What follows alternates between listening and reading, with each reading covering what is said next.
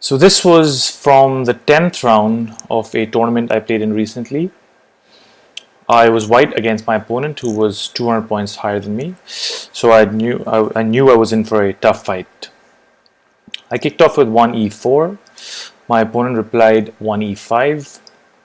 I developed a piece attacking his pawn. He protected his pawn, developing his piece. I now play d4 and go into what's known as the Scotch game. My opponent plays ed, I take back, and here he plays bishop c5, a very well-known line. Here I play bishop e3, and just to give you a little bit of conceptual understanding, you see I am not moving my piece from d4. I'm not trading it off or retreating it. I'm protecting it because I like to keep that little bit of advantage that I have as white. If he had not, let's say he plays a normal looking move like knight f6, this would be a blunder. Why is that? I would take his knight off and he would not be able to take my bishop because my knight here would take his queen. If he instead takes my knight, I then take his bishop, and again in this scenario I'm a piece up. Therefore he plays a good move. That threat no longer exists, and he's also hitting my knight for a third time, so I must protect with c3. He now develops his other knight, getting ready to castle. I now play bishop b5, developing my kingside pieces and also introducing a slight threat into the position. If he was to castle in this position, I could play this move, knight takes c6. If he were to, for example, take my bishop, I take his knight with the piece, with my own knight that was attacked, and this move is with check, importantly. Therefore he would have to take it off. I would take it off and be up a piece. On the other hand, if he takes back with the knight, I take his bishop and win that bishop once again. Therefore the only move would have been for him to have taken with either of these pawns, and that would have damaged his pawn structure a little bit. So just a bit of a tactical nuance there. He retreats his bishop and that threat no longer exists. I castle, he castles, and I go f4, taking more space and also sort of just asking that queen what it's going to do. I'm prepared to play e5 next, and the queen might be shuffling around there. He plays d6, stopping e5 and getting ready to develop his bishop on c8.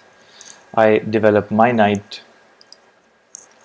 He now moves his queen here into h4, and I was not sure what this move was about. I decided to play g3 and ask the queen where it wanted to go. It came to h3. I now play rook e1, centralizing. He plays f5, sort of taking his own space, not allowing me to just roll forward with my pawns. My bishop was not doing much on b5, so I bring it back with a tempo to f1. The queen has to move again, it goes to h6. I now decide to trade knights on c6 and then play queen d3. He took on e4, I took back. He plays knight into d5. And after the trade of bishops, I put my light squared bishop on c4, pinning the knight to his king. Therefore, I am threatening to win a pawn. He meets that threat with bishop b7, which for me is a passive move. I decide here to go into the endgame by playing queen e6 check. He takes, I take back. And here my opponent plays king h8, which I think is too passive. You see, as you get closer to the endgame, it's important to remember your king becomes actually a very handy piece. It needs to be more towards the center of the board rather than being at the edge.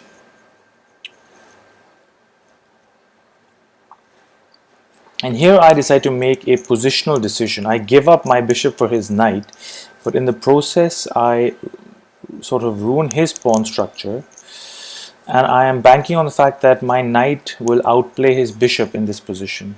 Now let's see what happens. I put my rook on the 7th rank. This is another very important concept in the endgame. Rook on the 7th rank is a very dangerous piece. He tries to get it off by offering to exchange. In the process, he's just giving me the pawn on c7. But he's actually played a good move here. I could take this pawn on c7 with a tempo on the bishop, by the way. He would have to move the bishop, and then he'd be able to come down onto the 2nd rank, the equivalent of the 7th for me. He'd basically just get a lot of activity in that position, and I would lose my slight but controlled edge. So I decide not to go for material. I just want to keep control of the file, and now I'm actually threatening to win his rook.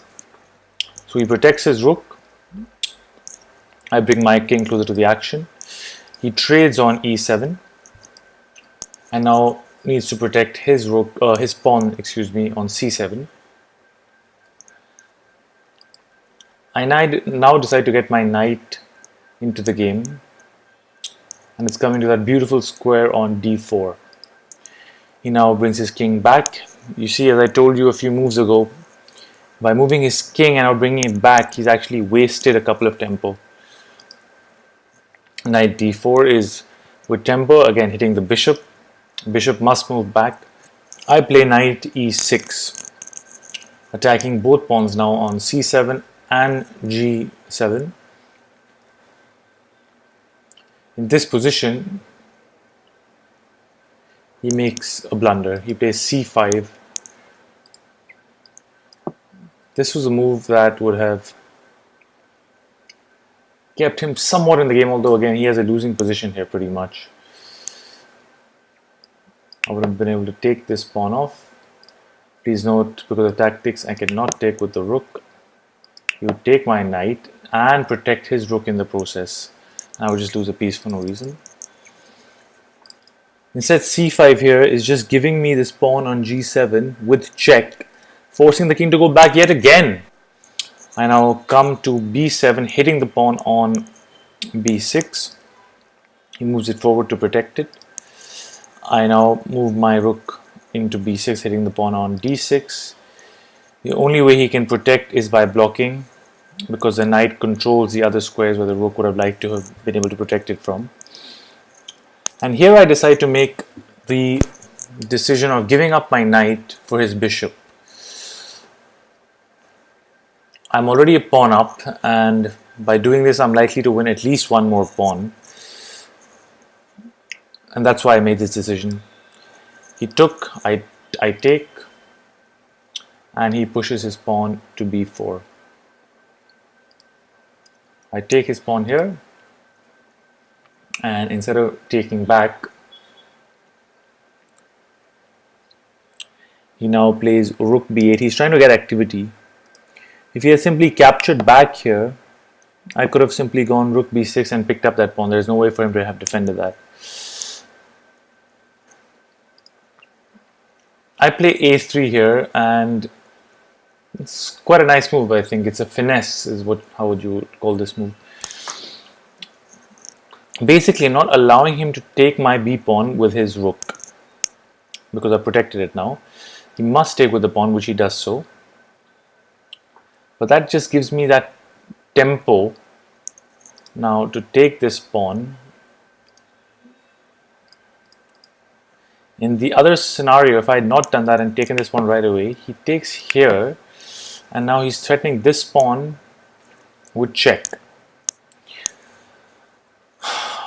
So yeah, that's why I played a3 in this position.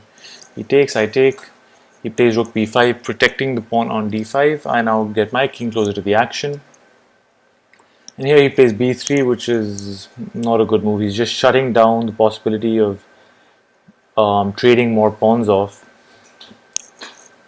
it's important to note that the fewer pawns are on the board, the better there are drawing chances when you're, especially when you're material down, which in this case black is. He's down 2 pawns here.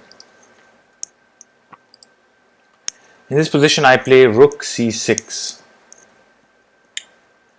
I see that my opponent had this possible, if I had done something else, for example, start to advance with my f pawn, he had this possibility to play rook c5 here and come down into c2 and hopefully make something of this pawn, promote it into a queen.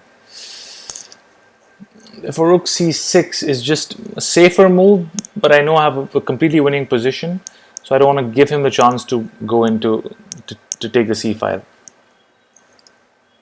He now tries to get his king back into action again. I do the same, getting my king closer to the center. In this position, I played rook c7. My opponent played king d6. I took off this pawn here on the h file, which means I have 3 connected pass pawns on the king side, and there are 2 versus 2 on this side of the board. This is just a hopeless position, and my opponent resigned. Thank you.